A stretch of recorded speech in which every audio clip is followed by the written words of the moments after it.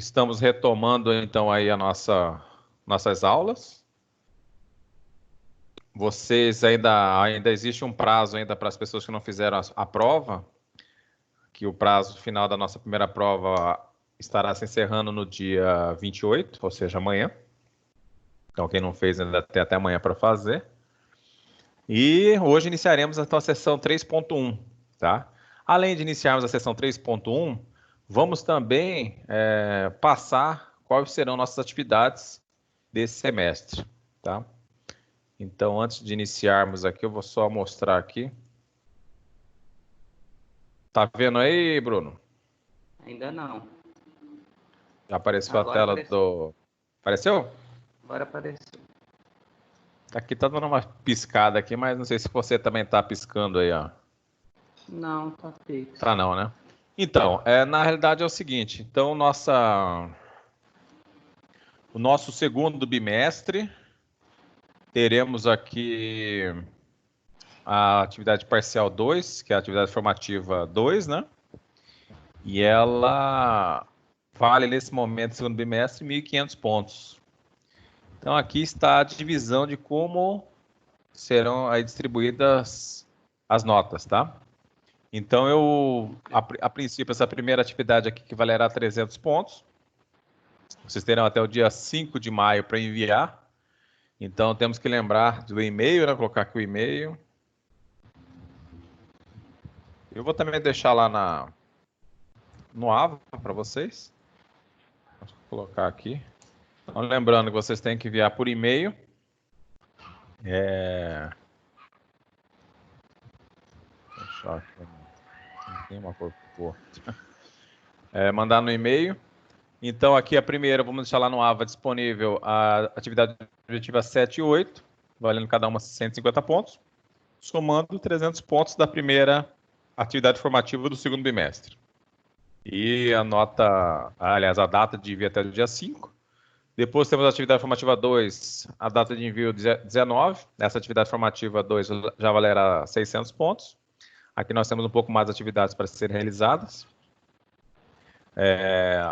Essa atividade objetiva aqui também eu passei para vocês, a avaliação da unidade 3.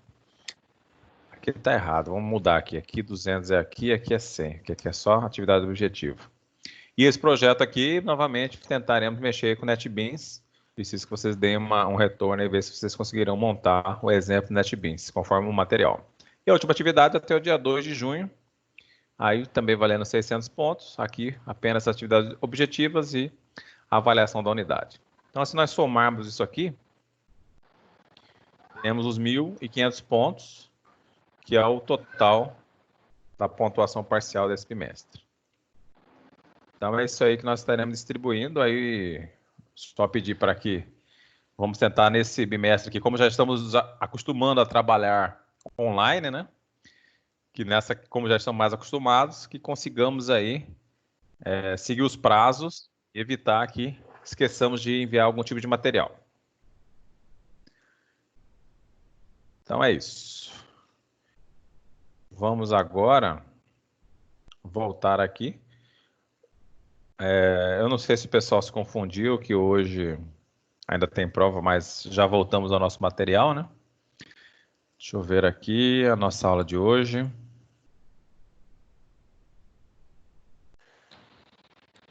Vou copiar o link e mandar no grupo do WhatsApp do Luiz. Ah, tá, joia.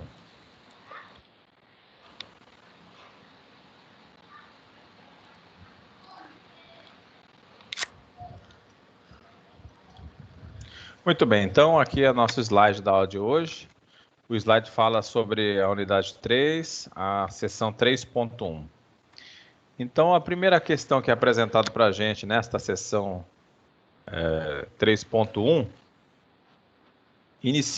ela é inicializada aqui com um contexto da nosso diagrama de sintaxe, né? Como estaremos falando da análise sintática, né? Então, aqui nós temos um trecho de códigos, de diagramas, aliás, que identificam aqui a notação eBNF, né? Nesse diagrama aqui, podemos observar a sintaxe de uma linguagem de programação, né? Se nós observarmos aqui, tem a palavra programa. Essa palavra programa é o identificador de todo o contexto do código, né? Aí temos identificadores aqui, temos a condicional if, temos a repetição while, e aqui cada uma das situações descritas que poderão ser utilizadas neste programa. Por exemplo, a parte dos comandos, temos aqui o comando de atribuição, um comando C, que está aqui definido, C, expressão, então, aí temos uma condição, e aqui, caso essa condição não seja aceita, podemos usar um else, e mais um comando que estará identificando aqui. A parte dos identificadores deverão começar com uma letra, depois poderemos usar letra ou dígitos, e além dos números que serão utilizados aqui, tanto com dígito positivo, ou até podemos estar utilizando aqui nesse contexto, o ponto, para que possamos identificar aqui um número com caso decimal. E aqui expressões. Então, esse diagrama aqui é só para uma recapitulação de vocês, mas o conceito básico, que este tipo de diagrama, que nós consideramos dentro de uma situação de recursividade, quando a gente fala recursividade, é quando a gente pensa o seguinte, este if aqui, ele virá para uma expressão, então, temos essa parte de comando. Então, isso aqui indica uma recursividade. Essa recursividade, ela pode, né, nos trazer aqui a repetição deste comando. Então, essa recursividade aqui, que está descrita no comando, está sendo definida aqui e a gente consegue utilizá-la melhor nesse contexto das linguagens livres de contexto. Então, aqui nós temos recursividade. Então, esse diagrama aqui exemplifica situações em que a definição se enquadra numa linguagem livre de contexto, e aqui, esta aqui da identificação do identificador ou até da expressão, já podemos considerar aqui mais, exceto essa condição aqui, já retira a possibilidade da utilização das gramáticas regulares, né? Aqui nós podemos identificar como uma gramática regular, o identificador, mas basicamente é uma sintaxe então, de uma linguagem de programação, geralmente estará se encaixando principalmente numa linguagem livre de contexto. Então, isso aqui é o primeiro diagrama dessa nossa unidade, exemplificando e relembrando aí os passos para que possamos identificar uma linguagem livre de contexto. Muito bem. Nessa situação também, deixa eu só passar aqui também trabalhado aqui o contexto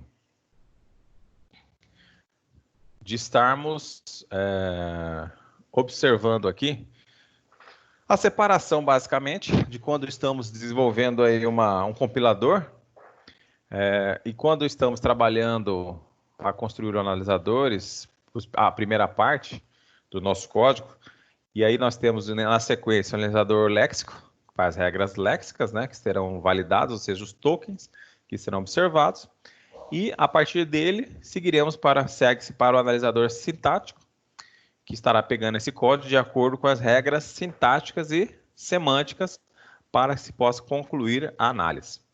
Nessa situação aqui, é mencionado esse termo top-down.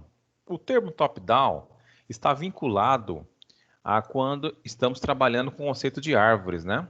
O conceito de árvore na computação é utilizado principalmente para que possamos exemplificar hierarquia de comandos, né? Quando a gente fala hierarquia de comandos, o que deverá ser executado primeiro no contexto deste código, o que poderá ser executado primeiro. E além disso, caso tenhamos, por exemplo, uma expressão matemática, vocês devem lembrar que em expressões matemáticas existem algumas regras de operadores que têm preferência sobre os demais. Então, nessas situações, o que tem que ser feito primeiro dentro de uma equação matemática, a gente consegue exemplificar isso também em formato de árvore. Outro contexto de árvore também é quando trabalhamos a questão da busca em árvore, né? Quando a gente pensa em árvore, a gente pensa em busca também para auxiliar nessa tomada de decisão de qual caminho seguir, abreviando algumas situações que possam ocorrer, tá? Então, aqui ele menciona que quando a gente trabalha em cima, então, do analisador sintático, o objetivo dele é criar essa derivação de uma árvore sintática.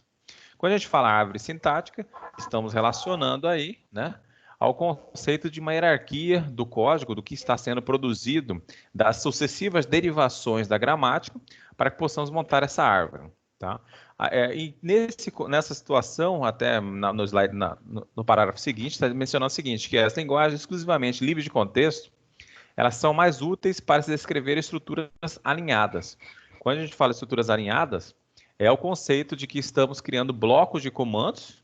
Por esses blocos de comandos, nós poderemos estar melhor identificando os trechos de código que pertencerão a uma ou outra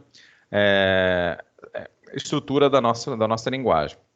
E essas estruturas servirão para que possamos, dentro do contexto de estarmos exemplificando essa gramática, definamos aí o que poderá ser recursivo, o que nós poderemos estar incrementando dentro dessa estrutura de cada comando. Quando eu falo um comando, a gente quando especifica uma gramática e a gente especifica uma linha de comando, um bloco, por exemplo, o bloco de decisão, o bloco if, nós definimos o bloco if e ele terá suas variações. Oi, quem falou? Oi, Slaine? Oi. Falou alguma coisa? Não. Não, é que talvez o microfone que pegou aí. Mas muito bem. Então, quando a gente define blocos, quando o bloco a gente define um bloco if, o bloco if terá uma variação dependendo da situação, havendo a possibilidade de que encadeamos dentro deste código a possibilidade de outros ifs ou até outras estruturas internas. Aqui vem as estruturas, mas antes disso eu queria ver com vocês. Vocês não chegaram a fazer estrutura de dados, né? O conceito de árvore, acho que mais para frente, depois eu volto nesse slide. Não, vamos seguir a árvore aqui logo, para que possamos identificar. O conceito de árvore é interessante que vocês, basicamente, quando a gente exemplifica uma árvore, estamos tentando ou criar uma hierarquia dentro do conceito do código, ou que possamos criar aí uma busca. Então, vamos imaginar aqui uma árvore, para que vocês tenham noção do que seja uma árvore. Vou usar aqui o Excel. Então, vocês estão vendo o Excel aí, né? Então, uma árvore de busca, basicamente, vamos exemplificar aqui. Nós temos uma lista de dados aqui. Vamos colocar uma lista. Nessa lista, vamos especificar aqui os números para a busca.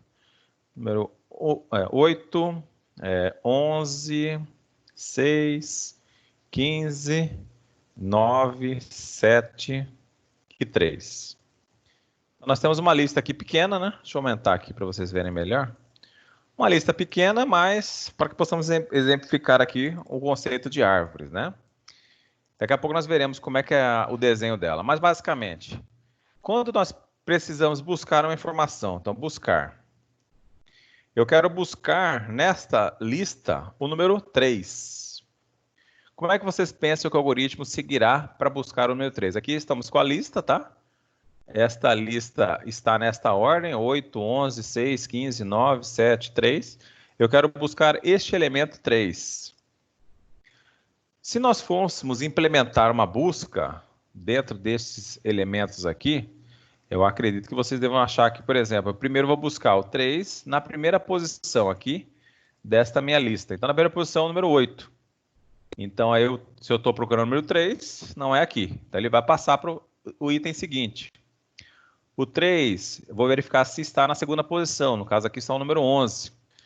Então, aqui não é o que nós queremos. Passamos para o próximo. O 3 está aqui na posição 3? Não, na posição 3 está o número 6, então não é aqui também. Vou buscar para o próximo. Na quarta posição desta minha lista, eu estou verificando se o 3 está aqui.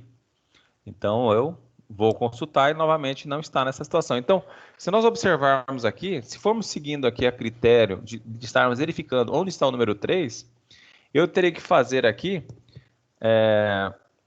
vou ter que investigar toda a minha lista. Observe que eu vou ter que investigar toda a minha lista até que eu possa chegar no número 3 da minha busca.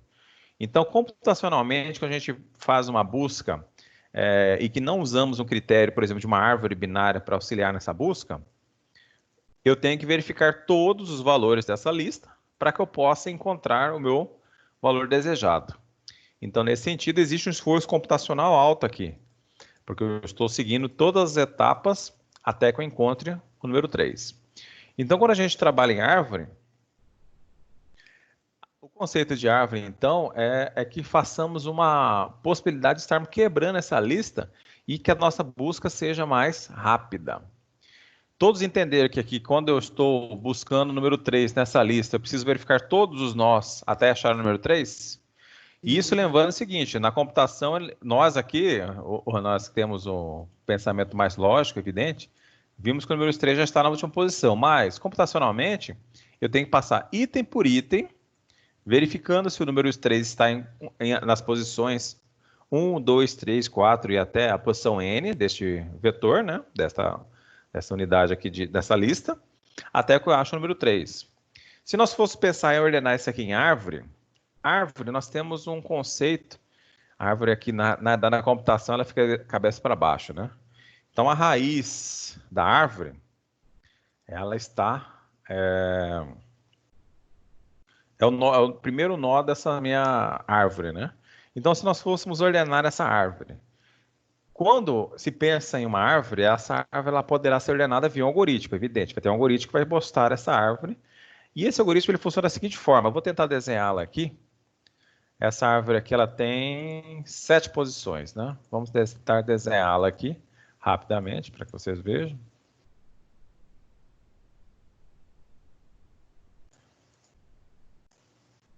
Então, são 7 posições.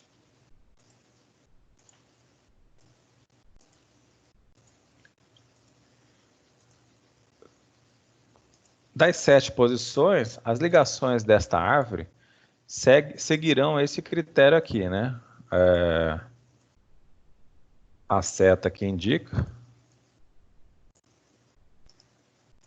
as ligações possíveis desta árvore. Geralmente, uma árvore de busca binária, ela estará organizada de um nó raiz. A partir desse nó raiz, as outras informações serão informadas dentro das possibilidades de cada nó dessa árvore, né? Então, aqui são os nó folha, são os nós folhas, né? E aqui nós consideramos as sub-árvores, né?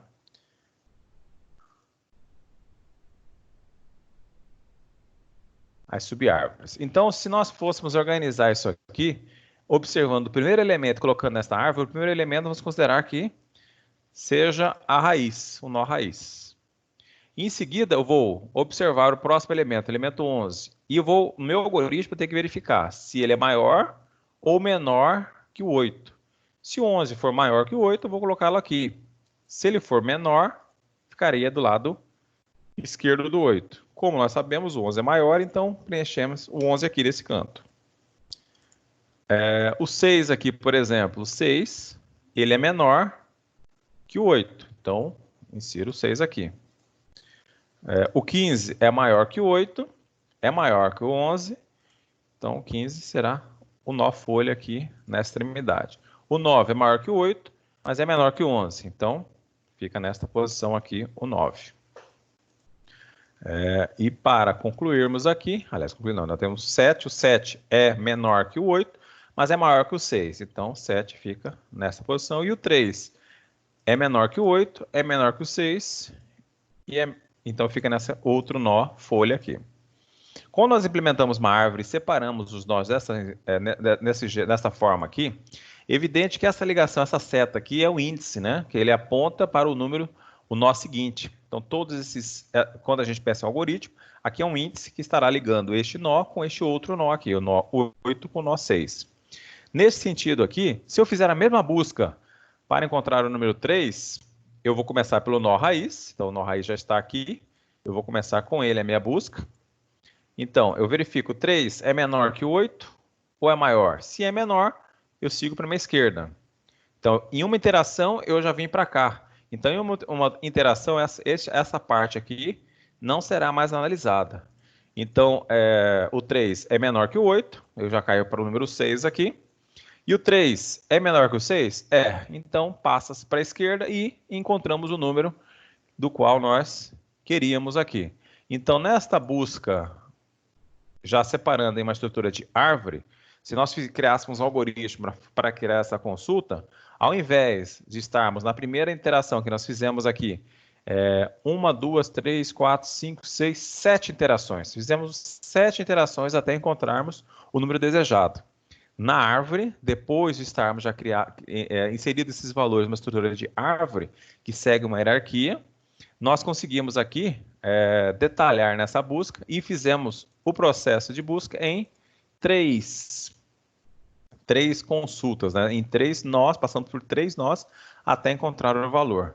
Então, quando a gente trabalha em árvore, o objetivo principal é criar algoritmos que sejam, que consumam menos recursos de máquina. Então, por esse mecanismo aqui, nós já conseguimos abreviar bastante o código, e por aqui a gente já consegue, nessa visão aqui, na identificação em uma árvore, eu consigo já melhorar a minha busca e trazer o resultado com menos etapas, então menos esforço computacional. Então, por isso o conceito de árvore é muito empregado na computação. Essa ideia de estarmos trabalhando com árvore é que possamos que o nosso algoritmo, conseguindo trabalhar em cima de árvore, conseguirá trazer resultados mais rápidos, né? Mais próprios da computação. Ou seja, a computação a gente sempre procura melhorar nossas marcas. Então, o conceito de árvore veio com esse objetivo de melhorar esta situação de buscas principalmente. Mas podemos também considerar aqui a árvore, como eu mencionei também, a parte da hierarquia, quando estamos definindo uma expressão matemática dentro da nossa analisador sintático, no qual devemos especificar um cálculo matemático, por exemplo, qual é a hierarquia entre ele. Então, podemos usar este conceito para que possamos fazer aí, por exemplo, no caso de uma multiplicação antes da realização da soma ou subtração, tá? Então, esse é o conceito de árvore. Caso vocês queiram se aprofundar, é uma teoria vinculada à estrutura de dados dentro da computação. Vocês poderão estudar. Tá que essa árvore ficou bonita, né? Ficou bem balanceada. Existem algoritmos que balanceiam árvores, tá? Para que os valores, quando estejam inseridos aqui, caso um lado fique maior que o outro, que haja o balanceamento da árvore para que possamos trabalhar melhor a nossa busca. Tudo bem?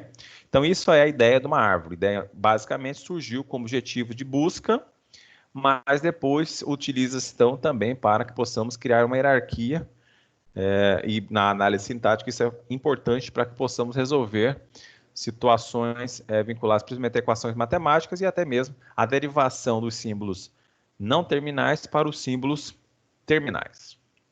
Tudo bem quanto a isso? Sim? Sim, né? Vamos continuar então aqui. Voltando à nossa aula então. Então, quando nós pensamos então aqui já está mostrando um bloco de comandos, né? Quando estamos trabalhando em cima do conceito do nosso bloco if vinculado à linguagem livre de contexto, o principal conceito, existirá aqui uma derivação, olha lá, observem essa linha seguinte aqui. Essa derivação aqui, o comando if, olha lá, temos o if, condicional, nós temos o then, comando if de novo, observem. Então aqui, neste momento aqui, e também temos o else mais o comando if. Eu posso fazer neste local aqui uma derivação deste mesmo trecho de comando. Então aqui que nós conseguimos fazer a nossa linguagem, nosso código, ficar alinhado, né, dentro dessas condições if que estão aí descritas. Então por aqui a gente vai conseguir fazer a recursividade desta linguagem. Nesse conceito de recursividade, eu vou fazer a minha derivação dessa estrutura command if interna ao then e ao else. Essa estrutura if then é uma linguagem de programação, o livro trabalhou em cima de uma linguagem chamada Pascal, tá? Essa linguagem Pascal, temos essa situação, esse conceito de estarmos trabalhando a condicional, né? E essa palavra then. Nós aqui em Java não trabalhamos com essa palavra then aqui. Podemos utilizar ou uma chave, né? Ou outra informação aqui, já o fechamento de parênteses, já vira o comando, não é necessário esse then aqui e esse delimitador. Muito bem. Agora nós temos um exemplo já em Java. Aí eu queria ver com vocês aí, que vocês são especialistas, né? Futuros engenheiros. Este código aqui, ele aqui está sintaticamente está correto? Está correto esse código. O else que está associado, este else aqui, ele está associado ao primeiro if ou ao segundo if? O que vocês poderiam responder aí para mim? Então lá, vamos lá de novo. Então, agora vamos analisar aqui. Aí vocês podem abrir aí o NetBeans para testar, o Eclipse, né? Se este código aqui está correto. Usualmente nós não fazemos assim, né? Não escrevemos desta forma, tá? Mas aqui para demonstração está escrito numa linha apenas. E temos aqui o else. A pergunta é, se este else aqui está referente ao primeiro if, aliás, ao primeiro if, ou ao segundo if? O que ele está referente aí? Ao primeiro if. Ao primeiro? Alguém concorda, discorda? Pode participar, tá? Não tenha vergonha, não. O quê? Ao segundo?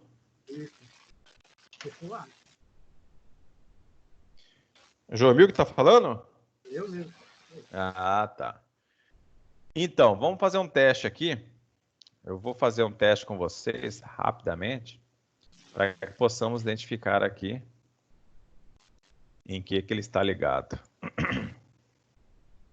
Então, quando a gente tem esses códigos, é bom que nós possamos tentar executar esses códigos. E aí vocês poderão usar aí o NetBeans, ou caso queira o Eclipse, né? Como nosso...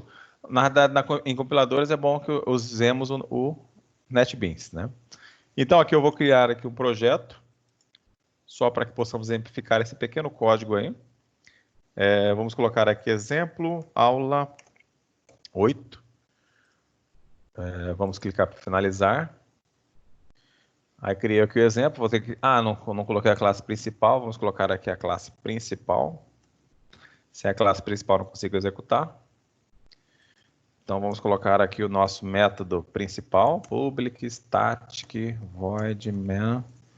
Aí vamos colocar aqui o strings, args. Muito bem, está aqui nossa classe principal. Vou pegar o código como está lá. Deixa eu ver como é que ele está aqui. Vocês estão vendo a tela do NetBeans? Sim, estou vendo. Sim. Beleza, Sim. ótimo. Aqui está nosso exemplo. O que faltou de mostrar lá para vocês, para complementar aqui os exemplos, perguntou se este if pertence ao primeiro, esse else pertence ao primeiro if ou ao segundo if. Então, o que faltou complementar para vocês aqui, para que o exemplo possa ficar mais possível a resolução,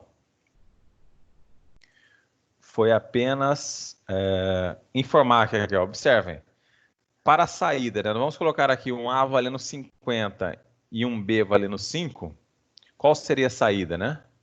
A saída, vai escrever 1 ou vai escrever 2? Para isso vai depender se este else pertence ao primeiro ou ao segundo, né? E aqui o B valendo 5. Então, essa situação, essa é a primeira aqui. Caso entre o valor 50 para A e 5 para B, vocês acreditam o que vai ser escrito na tela?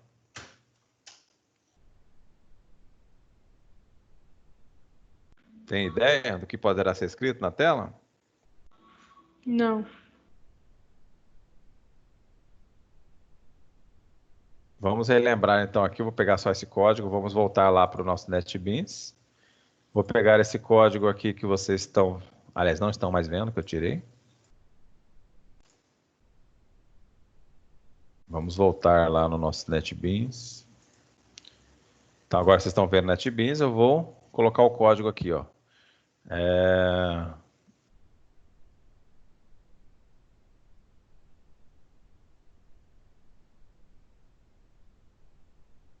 Vou aumentar um pouquinho a fonte aqui, para que vocês possam ver melhor. Não sei se vai me ajudar um pouco. Está aqui o código. Então nós colocamos aqui o A50 e o B5. Qual seria o resultado? Para que façamos o teste, vou colocar aqui, ó, int A recebendo 50 e o B recebendo 5. Então, se eu for executar esse código aqui, eu vou clicar para executar lá, direito do mouse aqui, vou executar o arquivo. Observe que não houve saída nenhuma. Por que não houve saída nenhuma? Porque a primeira condição que foi verificada é esta aqui, ó, do if, se o A for maior que 50. Como o A é menor, olha lá, o A vale, desculpa, A maior que 100 e o A vale 50, então o A não é maior que 100. Então ele já não executará nada dessa situação. Por quê? Este if aqui em questão pertence, desculpe, este else pertence a este if aqui. Então este else pertence a esse if. Então é evidente, numa leitura desta forma aqui, complica a nossa visualização. Mas se eu fizer desta forma aqui, eu acho que facilitará a identificação de vocês qual código pertence ao quem, né? Fazendo desta forma aqui, já fica mais claro de quem pertence a quem, né? Então, este else aqui pertence a este if. Este if aqui é o if principal. Mesmo aqui eu não colocando as chaves, tá? Quando eu suprimo as chaves, ele identifica que a próxima linha pertence a essa linha de comando. E aí, a partir desse momento, este código aqui pertence a esse if, este else pertence ao if. Então, se eu mudar aqui o valor para 101, por exemplo, então A vai ser maior que 100. E o B, eu vou passar aqui para 6. Isso daqui já trará o seguinte, ó, ele vai verificar, o A é maior que 100? O A é maior que 100, vale 101. Ele vai cair nesse outro if. O B vale 6. 6 é igual a 5? Não, não é igual. Ele vai cair no else e vai ter aqui o system.out.print e vai escrever aí na nossa tela o número 2. A saída 2 deste código. Então, se eu executar aqui, se eu executar o código, o resultado lá é o número 2. Apareceu bem aqui no cantinho. Vou colocar aqui um ln só para ele pular uma linha na linha seguinte, o resultado. Mas a saída deste critério aqui foi o número 2. Então, por aqui, nós já conseguimos identificar que existe uma diferença. Então, aqui este else cai no if aqui. A última solicitação daquele trecho lá da linha era criar uma expressão regular. Vamos colocar aqui, por exemplo, command if. Eu falo dizer aqui a definição. If, aqui nós colocaremos aqui uma condição. Em seguida, vamos colocar aqui o command if.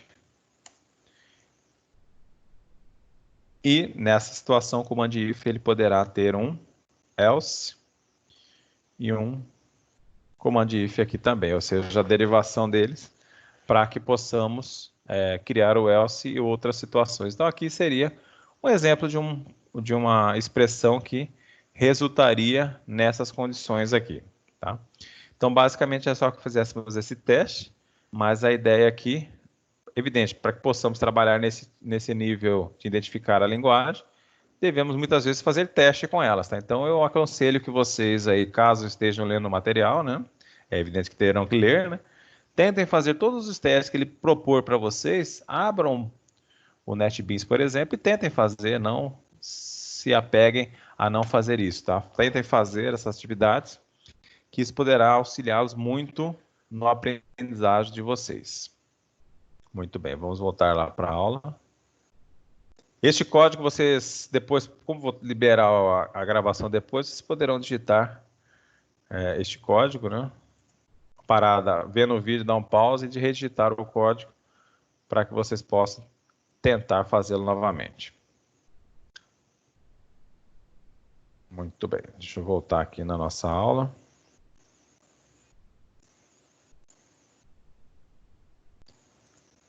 Então aqui está o exemplo, então já descobrimos que este else aqui, ele pertence ao segundo if. O primeiro if, então, ele vai estar considerando todo o código que estará definido pelo primeiro if. Então, conforme o valor de A, ele não vai executar nada deste código que está a seguir, porque ele faz parte deste if.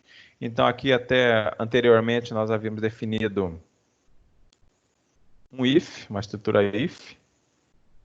Acho que estava aqui. Então, mostrar aqui, ó, este if aqui. Então, a única questão é que eu cortei esse then aqui, lá se vocês olharem lá depois no vídeo, nós temos o if, a condicional, eu coloquei um parênteses aqui. E em seguida, outro comando if, ou seja, a recursividade da gramática, né, da produção, com else e outra recursividade, caso desejemos aí continuar com outra estrutura if. Então, a resposta aqui está nessa slide anterior, referente a como ficaria a produção para esta gramática. Eu exemplifiquei lá no NetBeans mesmo, como poderíamos colocar a produção deste comando referente a essa gramática. Muito bem. Vamos continuar. Então, o processo de derivação, ele menciona aqui, consiste em isso aqui, vocês já estão até já práticos no assunto, né? Então, o processo de derivação consiste em substituir a sentença ou parte dela, do lado direito da produção da gramática, repetidas vezes até alcançar os símbolos terminais. É aquela situação de símbolos não terminais. Nosso objetivo é para que possamos montar uma cadeia, essa cadeia terá apenas símbolos terminais. Então, podemos aplicar repetidamente as produções em qualquer ordem, a fim de obtermos uma sequência das substituições.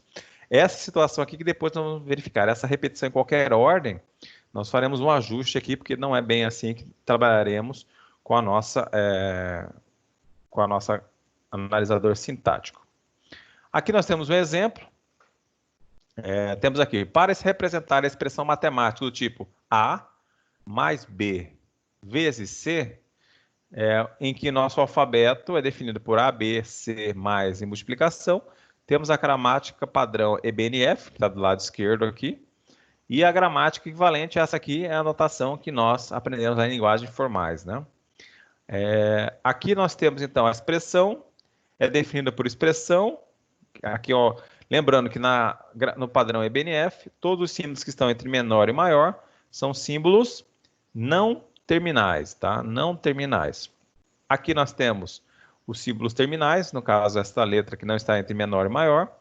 Temos aqui o ou, que é essa barra, B ou C, aqui mais o asterisco, que nesse caso refere-se à multiplicação.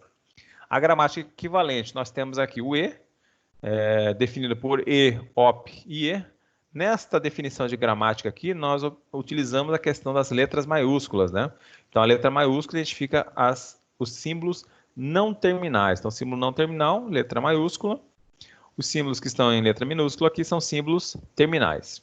Observando aqui, essa gramática IBNF que está à esquerda, da gramática equivalente, vocês acreditam que existe algum erro aqui nessa gramática? Ou não? Me responda aí se tem algum erro nessa gramática aí. A equivalente, então nós temos a EBNF e a equivalente. Elas estão realmente equivalentes ou existe alguma diferença entre elas?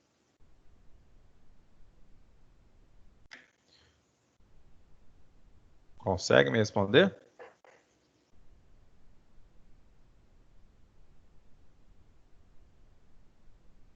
Estão aí ainda? Estão pensando aqui, professor. Ah, tá. É que eu achei que tinham desistido já. Tá escutando? Tá escutando? Estou escutando. Ah, tá. Agora não, eu tava sem fone. Em relação a essa expressão, a primeira, porque tem ou ali, ou ID. Ah, muito bem. Então aqui está a diferença. O livro errou. Esse material que eu peguei do livro, mas realmente aqui nós temos o OID, né? Nessa equivalente. E na expressão aqui nós não temos o OID. Então o erro está aqui. Todos conseguiram observar que nós temos aqui um OID aqui no canto, ó. Então, aqui na expressão na EBNF, não foi aí relatado esse /ID. Então existe uma pequena diferença aqui. E essa diferença é evidente que faria com que essa gramática não chegasse a lugar nenhum, né?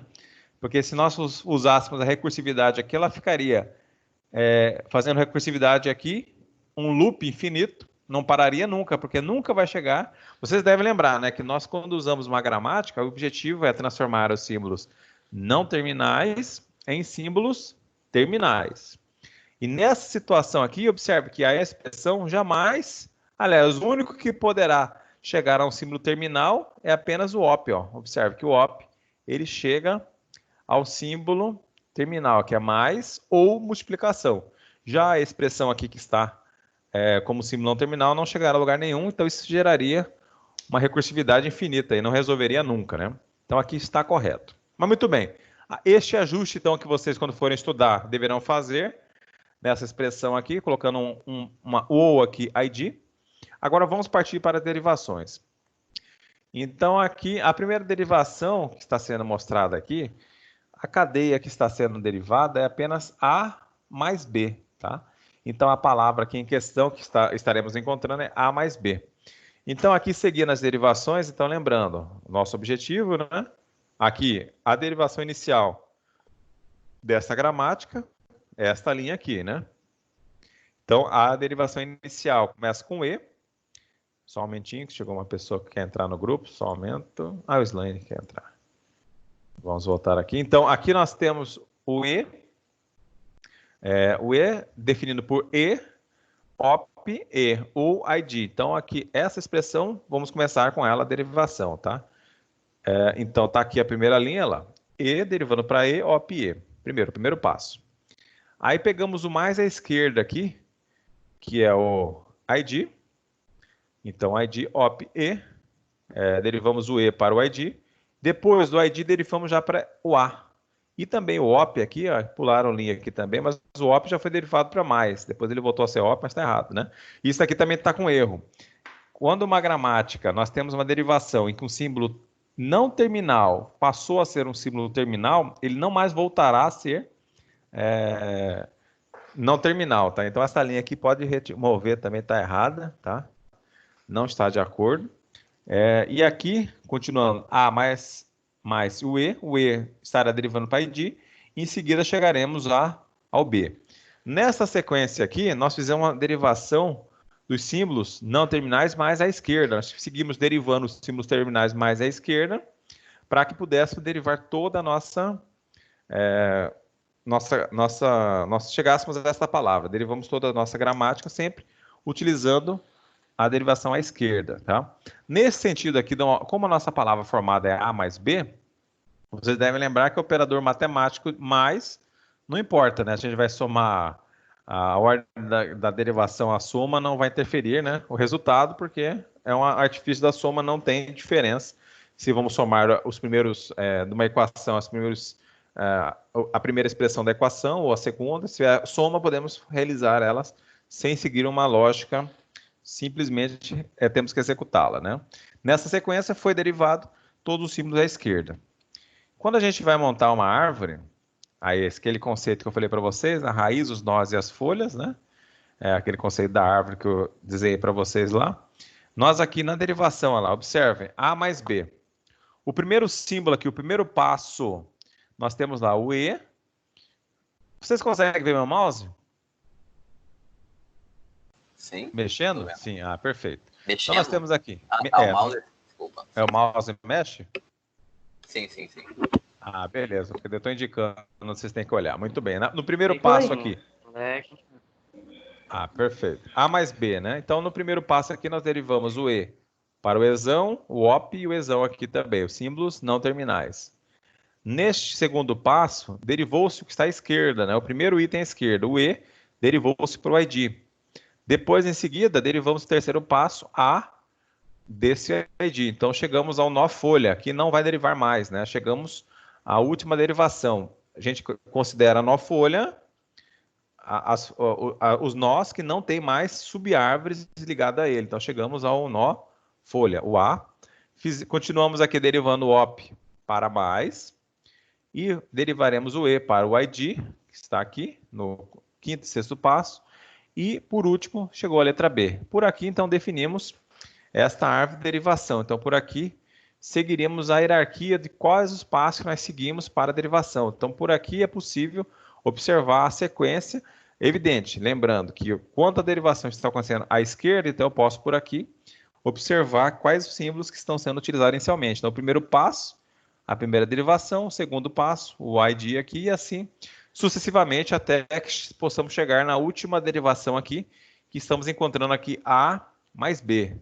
Lembrando que é nessa situação de A mais B, já não haverá mais uma derivação, isso é já o final do processo, então encontramos aí a soma. Muito bem. Quando nós trabalhamos, então, em cima dessas derivações, nesse sentido aqui, nessa derivação, não temos importância, estamos derivando mais à direita, mais à esquerda, não haverá nenhuma diferença. Só que quando nós estaremos criando um compilador, nós temos que observar se essa gramática, eu consigo, né, o ideal é que ela não consiga, aliás, ser derivada por vários locais. Eu tenho que seguir só um padrão de derivação, para que nosso algoritmo consiga trabalhar de forma mais adequada dentro do nosso compilador. Então, quando nós vimos uma gramática na qual eu posso derivar tanto para a esquerda para a direita, essa gramática nós chamamos ela de uma gramática ambígua. Então, é ambígua se eu consigo derivar tanto do lado direito quanto do lado esquerdo, que eu vou chegar ao mesmo resultado. Então, aqui nós temos o exemplo de A mais B. Aqui, no caso aqui, a derivação da esquerda para a direita, colocou aqui left to right, ou right to left, ou seja, a derivação tanto da esquerda para a direita chegará ao mesmo resultado. Entretanto, se a sentença fosse A mais B vezes C, matematicamente vocês sabem que a hierarquia aqui desta equação, o que deverá ser feito primeiro é B vezes C. Mas se a gramática ela não for bem elaborada, ela poderá também, nesse sentido, eu poderei estar derivando tanto left to right ou right to left, ou seja, da esquerda para a direita ou da direita para a esquerda.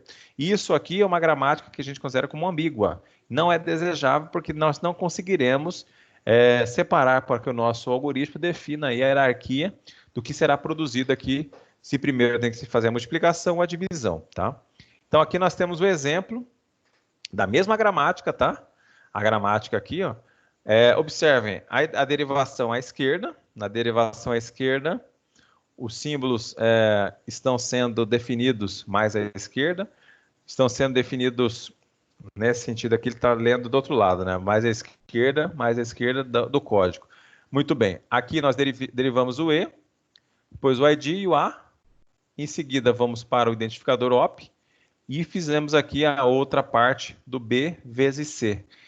Então essa derivação aqui chegou ao resultado ali, sendo feita à esquerda, e à direita, nós podemos fazer essa mesma derivação seguindo a base à direita da derivação. Aqui ele está invertido, né? Se nós observarmos bem aqui, ele está à direita definindo aqui o que foi feito primeiro, para depois fazermos o que está à esquerda, e nesse passo à direita está sendo feito o inverso. Mas a questão é que, por aqui eu posso tanto derivar do E para o C primeiro, tá? Então, do E para o C primeiro, então estou derivando mais à direita, ou derivando no caso, este primeiro E aqui para o A, nesse critério da primeira derivação, tá? Nessa hierarquia aqui, então, nesse sentido, eu consigo, então, gerar via essa gramática, tanto a derivação mais à direita, mais à esquerda. E esse conceito de estar derivando desta forma não é adequado, não é uma boa prática para se implementar um compilador. Então, se estivermos com uma gramática que faça isso, existem alguns mecanismos nos quais podemos nos respaldar para que possamos retirar essas derivações. E a gramática não seja ambígua, ela só consiga derivar de um lado, por exemplo, só à direita, para que nosso algoritmo consiga trabalhar de forma mais adequada, tá? Então, aqui nós temos a gramática, né? Nessa gramática aqui, já não estará ocorrendo ambiguidade, né? Nós teremos aqui, então, qual o objetivo? Então, aqui, quando nós definimos uma precedência entre operadores, nós temos que aumentar a gramática. Observe que aqui nós não tínhamos um símbolo terminal F. Essa gramática aqui é ambígua, ela vai mostrar, então, a derivação, ela poderá ser feita tanto à direita quanto à esquerda. Quando nós não queremos que ela seja ambígua, se ela só vai seguir um padrão de derivação, essa gramática eu tenho que aumentá-la, né? Nessa fatoração eu vou aumentar essa gramática. No caso aqui foi implementado o F aqui da multiplicação, então nós temos aqui o E poderá derivar para E mais F, né? E o F em questão será a multiplicação. Nesse sentido aqui, eu garanto que a gramática a ser derivada, o primeiro que será feito será a multiplicação. Se nós observarmos, o E, ele não vai chegar ao identificador. O identificador são as nossas variáveis que participarão do cálculo da equação. Nesse sentido, o F em questão aí, ele estará ligando ao ID. Então, para que nós consigamos utilizar o operador de multiplicação que está aqui, eu vou ter que chegar na este f vezes o id. Caso contrário, eu vou chegar até o id, só que eu não vou conseguir mais utilizar o operador de multiplicação, tá? Então, nesse sentido aqui, nesta gramática aqui, sem ambiguidade, eu consigo já colocar uma precedência, né? Que a multiplicação seja feita primeiro. Vocês querem uma demonstração desta aqui para verificar que a multiplicação será feita primeiro? Ah, se possível, né? Sim. Tô meio perdido. Então tá, vamos fazer ela aqui. Já memorizaram ela aí, como é que ela está? Pode até, caso queiram anotar aí em algum local. Então, nós temos aqui uma gramática, aqui já foi alterada, né? E aqui nessa alteração, nós vamos fazê-la aqui. Deixa eu só parar aqui a imagem, vou colocar um Word aqui, para que eu consiga mostrar melhor aí a tela para vocês. Só aumenta.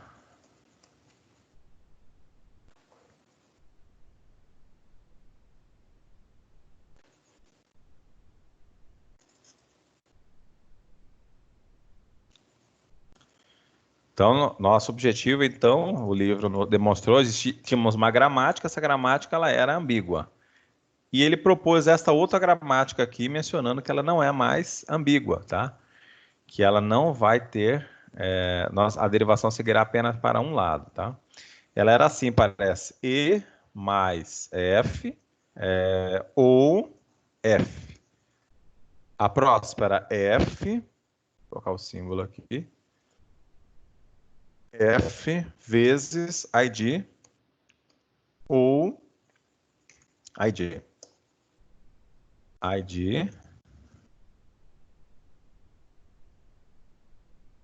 ID pode derivar para A ou B ou C. Nesta gramática aqui, então, é garantido que haverá uma precedência na multiplicação. Então, vamos fazer aqui, ó, por exemplo, nossa palavra aqui em questão vai ser A mais B mais C vezes A. Nessa situação aqui, eu quero chegar a esta definição aqui. Vou só numerar aqui. Nesse sentido aqui, com o objetivo de tirarmos a ambiguidade. Deixa eu só colocar aqui. Estou numerando apenas as nossas regras, né, da gramática.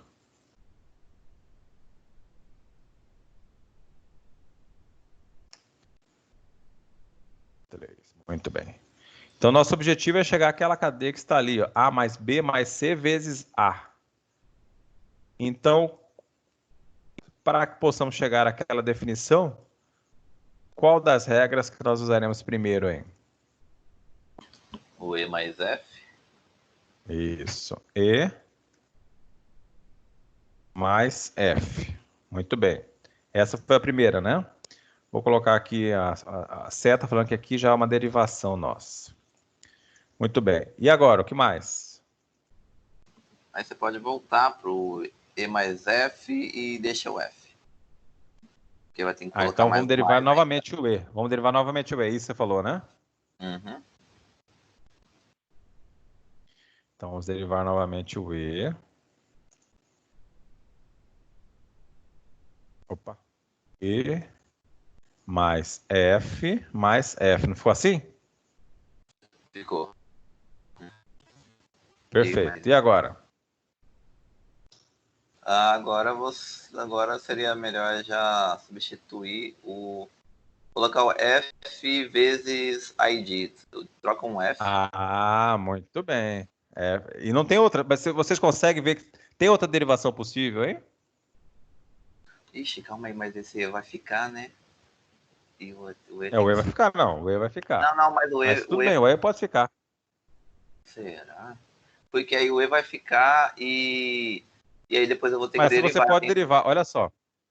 Sim, vamos derivar então esse E. Vamos derivar ele para F. Por enquanto ainda não fizemos, não chegou a nenhum operador ainda, verdade. né? Ou F, né? De verdade. Ou o E vai pro F, né? Verdade, isso aí. E agora? Agora deriva o último F, né, para F vezes ID e deixa tudo F por enquanto. Então vai derivar um F, né, Exatamente. depois vezes. Aqui Isso, ficou aí dessa forma, né? isso. Perfeito. Agora Agora eu dele- posso fazer o seguinte.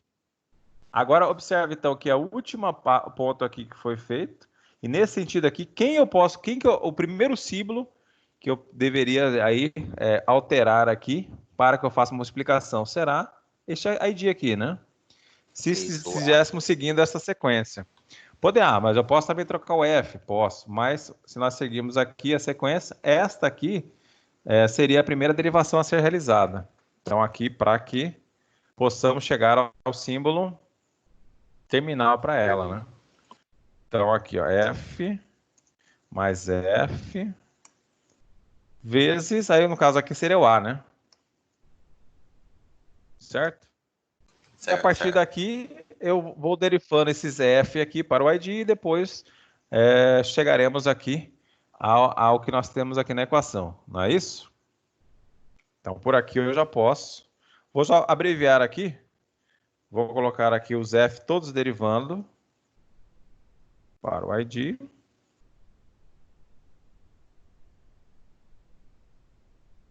E aqui, por último, já substituindo os valores aí, os símbolos terminais, né?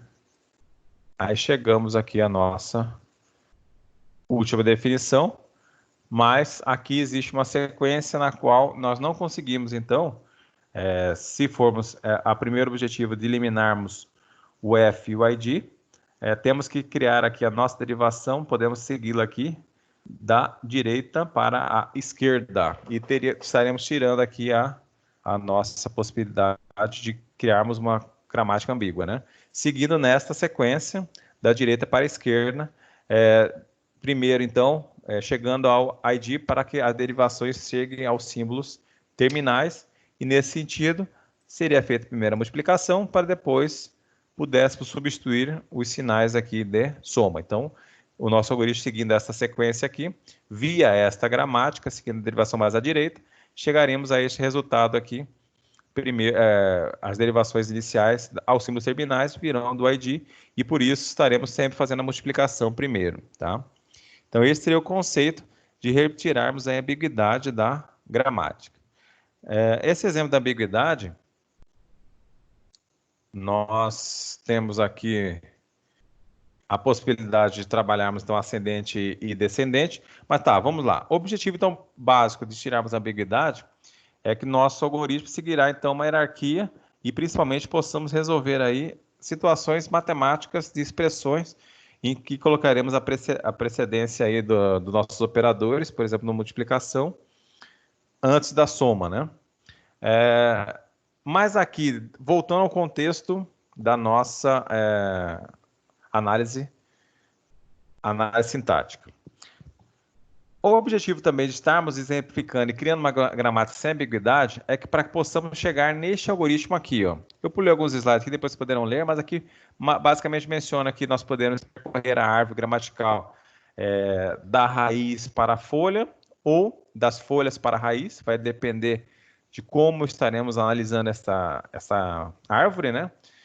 Na forma de estarmos trabalhando até inclusive na forma pré-ordem, pós-ordem, né? Em ordem. Isso aí são conceitos de como o algoritmo poderá percorrer esse algoritmo.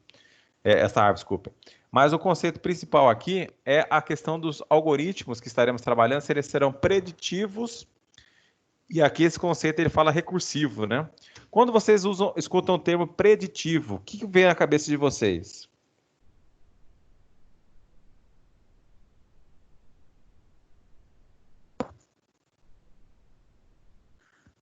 Nada? Aqui voltei. Preditivo prever algo. Exato. Então, preditivo, muito bem. O que acontece? Quando a gente especifica que a gramática seguirá por um caminho apenas, nós podemos definir aí, sabemos que conforme o início dos tokens, conforme os tokens estão chegando ali no nosso analisador sintático, ele já vai seguir para um tipo de produção. Então, quando a gente usa o termo preditivo, é quando nós temos uma amarração, para que, como a gramática não é ambígua mais, nós retiramos a questão da ambiguidade, então nós estamos seguindo para um caminho, né? Se está interpretando ali, será interpretado if, ou será um while, ou será qual comando que está vindo ali em questão. Só que existem dois termos aí que ele menciona aqui. Nós temos o preditivo com retrocesso e o sem retrocesso. O conceito com retrocesso é o que está aqui sendo definido, né? Com retrocesso, a ideia, quando a gente então utiliza um algoritmo preditivo com retrocesso, nós estaremos analisando na memória, né? Estará sido colocado na memória as opções que o token pode seguir. Então, vamos imaginar conforme esse trecho aqui, né? Caso a leitura dos tokens siga essa sequência A mais E, nessa leitura aí ele vai ter que armazenar, entre aspas, né, essas três possibilidades, para que na situação do algoritmo, porque observe que o E aqui, que está definido como símbolo não terminal, ele pode derivar para outro sinal, né? No caso aqui, E mais E, desse E mais E, eu posso derivá-lo para A, ou posso derivar esse E mais E para um E vezes E, por exemplo, e a nossa expressão ia aumentando, né? Então, nesse sentido, quando nós usamos o algoritmo preditivo com retrocesso, estará armazenado na memória os caminhos que o algoritmo seguiu. Então, se ele seguir por um caminho, achando que virá uma produção para ele, conforme os tokens estão chegando, ele poderá retroceder ao ponto inicial e recomeçar novamente o processo. Só que, nesse sentido, os algoritmos, então, que trabalham com esse sentido de retrocesso, eles, conforme já foi estudado, eles aparecem como um algoritmo ineficiente quanto ao ponto de vista de tempo gasto na análise, né? Porque ele vai estar analisando o código, vai ter que voltar ao ponto inicial, caso o comando que foi escolhido para que a árvore gramatical seja montada, não seja adequado, ele vai retornar ao ponto inicial e vai voltar a identificar outro trecho do código para que ele possa continuar. Então, esse algoritmo preditivo com retrocesso, existe alguns compiladores que poderão utilizar, só que ele é um algoritmo que, do ponto de vista de tempo, ele poderá ser ineficiente. Dependendo da situação, ele poderá trazer o compilador será muito pesado para observar a recuperação de erros, né, e observar a próxima etapa do analisador, do compilador, que é o analisador semântico, para que ele possa ser chamado. Então, nesse sentido, o algoritmo preditivo com retrocesso, no caso, na análise sintática, é um algoritmo mais custoso, né? Ele leva mais tempo para ser executado. E o que o material exemplifica como o melhor algoritmo a ser seguido seria o algoritmo preditivo sem retrocesso, né? Esse termo recursivo, porque toda gramática, então, livre de contexto, ela já tem um conceito de recursividade, né? Como até a própria gramática regular. Mas nessa ideia de recursividade aqui, a ideia é que ele realmente vai estar identificando, vai ser preditivo, ele vai seguir na análise da produção, só que ele vai ser retrocesso, ou seja, ele não vai errar, entre aspas, ele vai seguir sempre analisando os tokens, conforme a ordem que chegar, eles vão estar sendo montados estarão sendo analisados pelo analisador sintático. A ideia para que isso possa ocorrer, a gramática, ela vai ter que sempre, no caso, nesse sentido aqui, para que possamos trabalhar com o algoritmo preditivo, né? O algoritmo preditivo sem retrocesso, ele deverá ser uma gramática que siga apenas um caminho, tá? Então, aqui foi feita uma fatoração daquela gramática lá. Lembra da gramática que nós acabamos de fazer um teste lá no Word, está à esquerda, tá? Nela, nós definimos que podemos identificar ali o ID e a multiplicação ali como o ponto a ser seguido, mas se nós observarmos ali, é possível também ir derivando o E para o F até que a equação ela possa ser identificada como uma cadeia válida por essa linguagem. Então, para que possamos fazer com que a recursividade, né, a recursão desta gramática seja sempre à esquerda, isso facilitará o nosso algoritmo, né, nosso algoritmo recursivo preditivo sem retrocesso, que essa gramática siga a derivação à esquerda. Então, aqui foi feita apenas uma anotação. Nessa fatoração aqui, observe que apareceu um F, um E'. Isso garante que o F seja feito primeiro, o F ficará sendo apresentado primeiro. E se esse F em questão seguir para o identificador aqui embaixo, observe aqui embaixo, o identificador e um F', o F' poderá estar produzindo espaço vazio ou a multiplicação por outro identificador. Então, por aqui, a minha gramática sempre ela seguirá para a montagem à esquerda. Então, o primeiro símbolo escolhido aqui, ele permanecerá nesta gramática e eu vou estar sempre fazendo a recursão dela, ou seja, a derivação dela à esquerda. Então, este é um outro passo aqui, esse é um ajuste. Então, nós partimos de uma gramática que era ambígua, nós vimos lá, foi mostrado exemplos, nos quais nós podemos derivá-la tanto à esquerda à direita, e nessa derivação ambígua perderíamos o sentido de estarmos analisando expressões matemáticas, no qual tenhamos a questão da hierarquia de operadores. Passamos daquela, então, a gramática ambígua para uma gramática não ambígua, que seguirá um padrão de derivação, só que para que se encaixe perfeitamente no analisador sintático, no conceito do melhor algoritmo, que é o algoritmo recursivo preditivo sem retrocesso, nós temos que ajustar mais uma vez essa gramática para que ela só tenha derivação, né, à esquerda. Ela seja recursiva, né, a recursividade dela, desculpe, seja recursiva à direita. Foi retirado a recursão à esquerda para que ela possa apenas derivar-se à direita. Então, seguiremos na nossa derivação muito similar à expressão regular. Os caracteres que estão à esquerda são mantidos, né? E a gente vai fazendo as derivações à direita, e a partir dessa derivação à direita, vamos montando a nossa gramática e com ela consigamos também utilizar aí o nosso algoritmo recursivo preditivo sem retrocesso, ou seja, que ele vai identificando os tokens, conforme o início dos tokens ele já sabe qual bloco de comando que está sendo ali identificado pelo processo do analisador sintático, tá? Então, esse é o conceito que fala nossa seção 3.1. Tá? Então, isso aí foi o que está descrito na seção 3.1. É uma sessão até um pouco longa, né? Eu sugiro que vocês leiam, tá? Tentem ler. E aí, na próxima aula, na semana que vem, vocês poderão aí tentar aí dialogar e, caso queiram questionar alguma dúvida, poderão falar comigo, tá? E, além disso, nós teremos atividades para a semana que vem, que eu vou estar postando no AVA para vocês.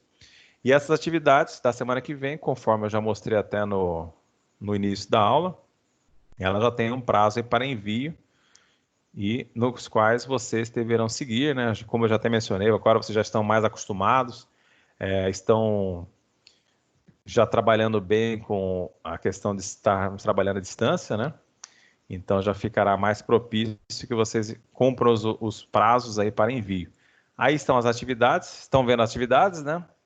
Essas atividades, elas seguirão aí no AVA para vocês. E aqui vocês poderão estar enviando e deverão enviar essa primeira atividade até o dia 5, atividade 7 e 8. A atividade 7 falará sobre essa sessão 3.1. É interessante que vocês tenham lido. Na sessão 3.1 também vocês devem observar que lá tem links para que vocês possam estar assistindo a outros materiais que estão disponíveis também na internet, né? Então, tentem ler lá, verifiquem os materiais que o material indica. Alguns materiais são vídeo, outros são PDFs, né? Outros são páginas na internet, URLs, para que vocês façam a leitura. Tudo isso para que tentem melhorar aí o conceito da ideia de compiladores. E aí vocês terão também a atividade formativa 2 para o dia 19 e para o dia 2 de junho, né? Essa atividade formativa 3. Essas atividades eu vou deixar disponível nesta sessão 3.1 mesmo, tá? Mais tarde dê uma olhada aí, até no mais tardar amanhã. Vai estar também aparecendo o vídeo de hoje e mais essas atividades para que vocês comecem a fazer aí e terão até o dia 5 para envio. Quanto às provas, quem ainda não concluiu, faça. Concluam as provas, tá? Ainda temos o prazo até amanhã, mas é interessante que vocês tentem concluir a prova para não ficar de segunda chamada. E depois do prazo de amanhã é só a segunda chamada para que vocês terão como fazer essa prova, tá? E é isso. Então, vamos tentar aí nos adaptar. Eu acho que já estão melhor adaptados, né? Hoje já estamos com um pouquinho mais de gente online. Poderia ter melhor, ter mais gente, mas estamos indo, nos adaptando. E aí vocês tentem fazer atividades, avise os colegas de estar enviando as atividades no prazo correto, né? Não esquecermos de enviar as atividades, porque aí, como já estamos já nesse ambiente online, você já deve já ter se adaptado, então não temos mais como ficar atrasando e nem prorrogando mais o envio. Acho que acredito que todos também já resolveram a questão do AVA, né, dos horários, já está tudo confirmado, e agora é só trabalhar no segundo bimestre aí para que possamos aí alcançar os objetivos. Alguém tem alguma dúvida, queira falar alguma coisa? Oi? Todas as atividades que já foram passadas, não dá para enviar nenhuma, né? Você não enviou nenhuma? Eu enviei só da que teve nas aulas mesmo, a primeira, eu acho que a primeira e a segunda. Depois eu não enviei, eu não tava com tempo online, eu parei aí. Não, mas entendi. Deixa eu perguntar. Então, Vitor, mas o segundo bimestre, como eu falei também, o segundo bimestre vale 1.500 pontos. Vocês vão estar fazendo no AVA também lá, nas atividades. Eu acho que isso não fará tanta falta, mas esse bimestre agora vale mais pontos.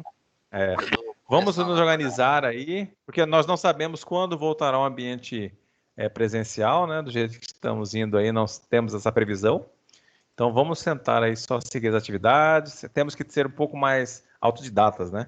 Quando não temos o horário lá na sala de aula, acaba que fica talvez um pouco mais solto o nosso horário, mas aí nós temos que tentar aí seguir um pouquinho mais o padrão das aulas. E eu acho que esse ambiente também aqui de nosso encontro nesse ambiente virtual também auxiliará vocês aí nessa ideia de estar montando aí a volta aos estudos, né? Tudo bem? Alguém tem mais uma dúvida, alguma ponderação a falar? Não, professor, beleza. Tudo certo? Certo. Então tá jóia. Então lembrando, essa aula aqui nós vamos depois postar lá no AVA. E aí vocês têm aquelas atividades que eu mostrei agora há pouco. E eu vou postar a primeira parte ali para vocês, atividades 7 e 8, para que vocês iniciem aí os trabalhos com essas atividades. Tudo bem? Beleza. Então tá jóia. Então é isso, pessoal. Então vamos encerrar aqui. E aí, agora é continuar no trabalho aí, vocês aí e eu aqui. Que vai dar tudo certo, tá bom? Valeu, professor. Então, Ok. um grande Tchau, abraço para professor. vocês. Quem não fez a prova, vamos fazer aí. Então tá jóia. Um grande abraço, bons estudos. Tchau, tchau. Até a próxima semana. Tchau, tchau. Valeu. Tchau. Alô, boa noite. Boa noite.